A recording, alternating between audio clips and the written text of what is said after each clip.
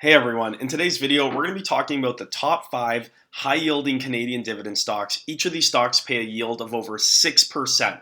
If you like this type of content, be sure to subscribe to the channel and definitely give this video a thumbs up. It really helps the channel, the video reach a lot more people, so I'd really appreciate it if you just hit the like button. Okay, getting into this.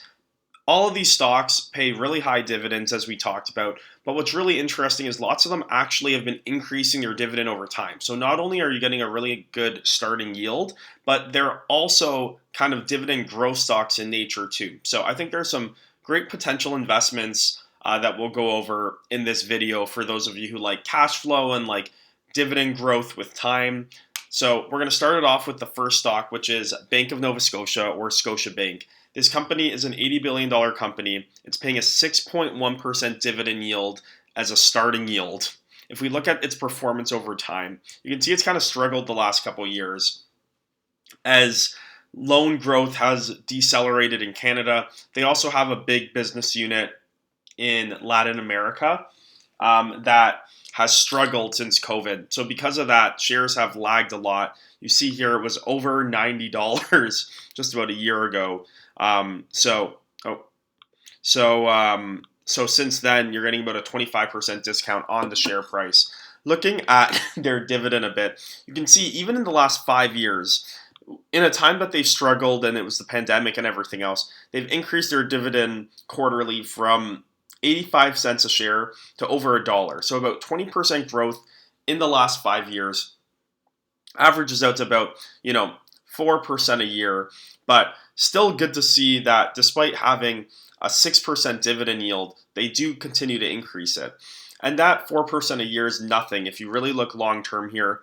Since 2009, the company was paying a 49-cent dividend. So the company's doubled their dividend, more than doubled their dividend in the last 14 years. So that's about 6-7% annual growth rate. You kind of just see the growth here going from 32 cents in 2005 to 49 cents in 2009, continues to go up year over year over year to 72 cents in 2016, then up to 90 cents in 2020, and then in most recent periods, $1.03. So it continues to go up and up. You're not only getting the starting yield of 6.1%, but if the past is any indication of the future, you're also likely going to get higher and higher yield on current cost. If it doubles again in the next 10 years from now, you're going to be having a 12 to 13% yield on cost on your initial investment.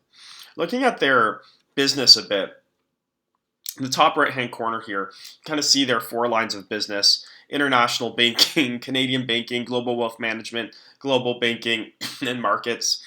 And then going down, we can kind of see some of the different geographies that they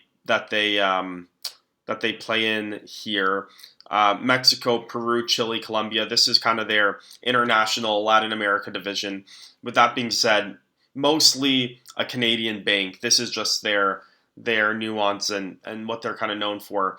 And then they have good diversification in terms of the markets they serve, what kind of products they're providing, and what type of economies they have here.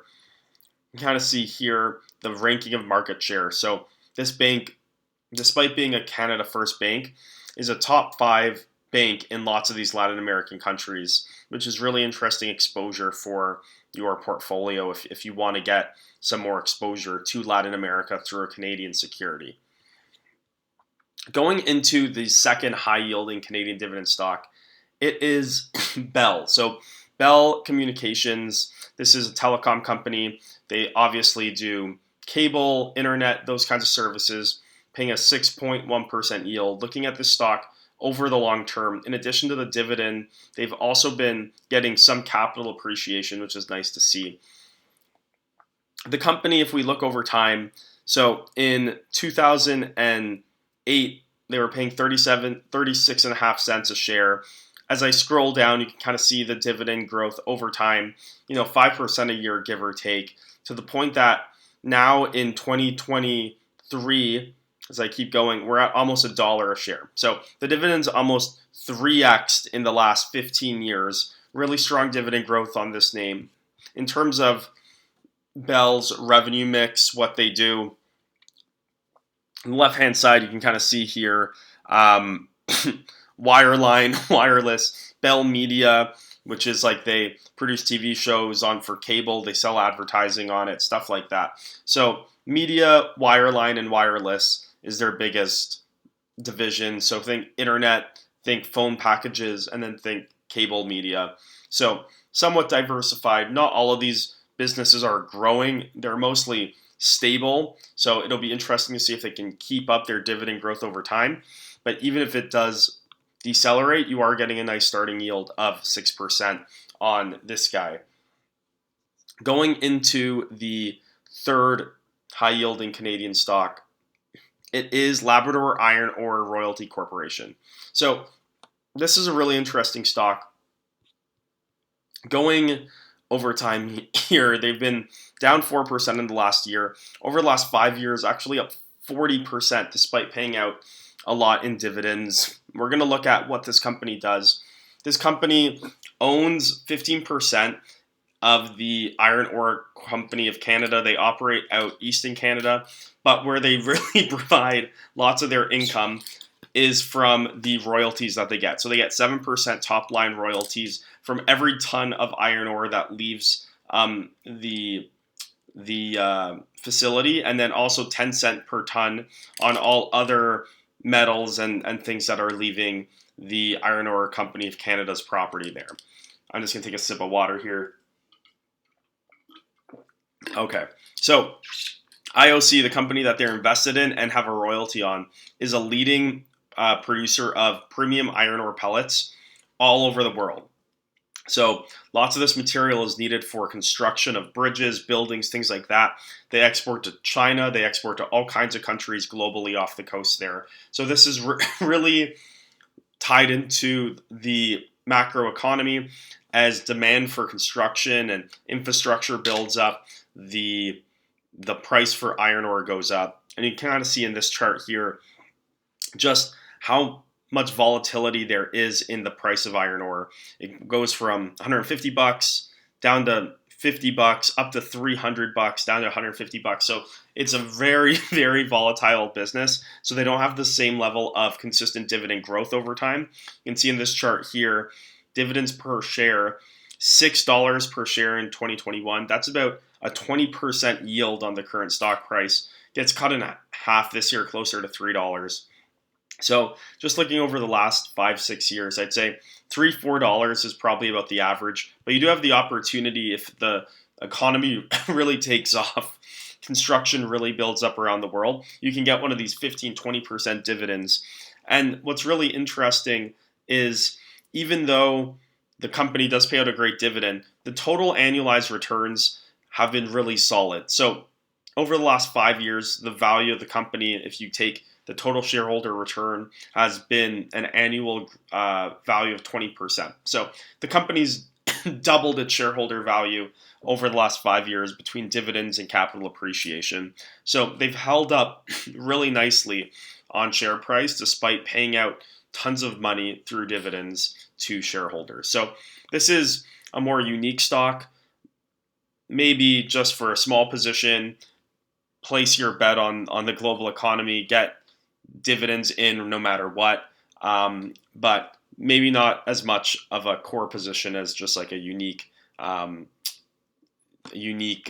way to boost your yield a bit. Going into just their annual dividends here from a different look, you can kind of see they paid $2.50 in 2020. They were paying $4, including the special dividends in 2019. $1.75 in 18, $2.65. So it's super volatile. $6 was the high here in 21. And then they're doing about $3 and on pace for $2 to $3 this year as well. So we'll see how it nets out. Going on to stock number 4, it is Enbridge. So Enbridge pays a 6.8% dividend yield. Over the long term, this company's actually done pretty well, returning 25% capital appreciation in the last 5 years. This is an energy company servicing both the US and the Canadian markets, electricity in your home, stuff like that. What's really interesting is their 28-year dividend growth history. So over 28 years, despite paying out a really strong dividend, they've actually had a dividend average growth rate of 10%, which is incredible. So if I go back 1, 2, 3, 4, 5, 6, 7, 8, 9, 10, 11, 12, 13 years, let's call it, they were paying out about 75 cents just in 2010, and they're currently paying out around $3.50. So really strong dividend growth, and they really focus on it. You can tell by their comments here that they're really focused on continuing to deliver increased dividends year over year. They've paid dividends 68 straight years. They just announced a 3% increase despite a bit of a softer economy, and they're currently paying out over $3.50 a share, which if you got in here, your yield on cost is probably ballooned to a crazy amount.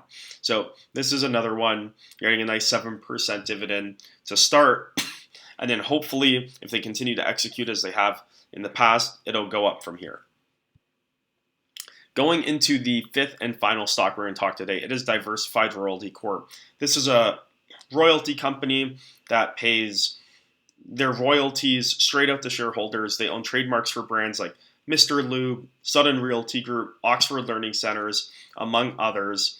Looking at their payout history, you can see here, despite paying a high dividend, they've really been somewhat consistent in paying it out and then also growing it over time. So in 2015, they were paying about 1.5 cents per share. Going into 2016, they increased that to about 1.8 cents. 2017, 1.8 cents again, so really stable dividend. Through 2019, same thing. They actually had an increase at the end of 2019 to 19 cents. 2020, some of their businesses were hurt hard, so they went back down to about 17 cents before increasing it back to 18 cents in 21. 22, the company raised it again to 19.5. And then in 2023, they have a record dividend of over 2 cents a share. I think it's 0.022 now or something like that. So despite having a 7, 8, 9% dividend payout, they've consistently held it for the most part over time and actually increased it. So just because you're getting a 8% yield on cost today doesn't necessarily mean it can't go up from here if you buy in today. Now it could go down, depends on the economy, but great passive income. This company pays a monthly dividend, which is always great to get in your account to repurpose to buy other stocks, whether that's growth stocks or other high yielding stocks. So I own this one. I really enjoy having it in my portfolio. It's held its value very nicely over time for me. And then just in terms of the kinds of businesses they operate, they own the trademark for all these businesses. So Air Miles, Nurse Next Door, Oxford Learning Centers, Mr. Lube is their biggest one. And then Mr. Mike's, I believe that's a restaurant chain, followed by Stratus Building Solutions, which was a trademark they just acquired recently. So they're somewhat diversified, hence their name is Diversified Royalty Corp. But that's the video for today. I just wanted to share a bunch of high-yielding options for your portfolio as everyone's kind of trying to figure out how to deal with inflation in their portfolio and how to increase their passive income, passive cash flow, whether that's to pay bills with or to reinvest in your portfolio. I hope you got a couple tips here on some stocks you can add to your watch list. If you like this type of content, be sure to subscribe to the channel. It would really help me out if you just hit the like button. That really does do a lot for the YouTube algorithm. If you watch till the end, really do appreciate it. Sorry about my cough that I have got in the last couple days. If you've watched the whole video, though, I would love if you let me know in the comments. Not too many people watch till the very end. And if not, I will see you guys in the next one. Thanks.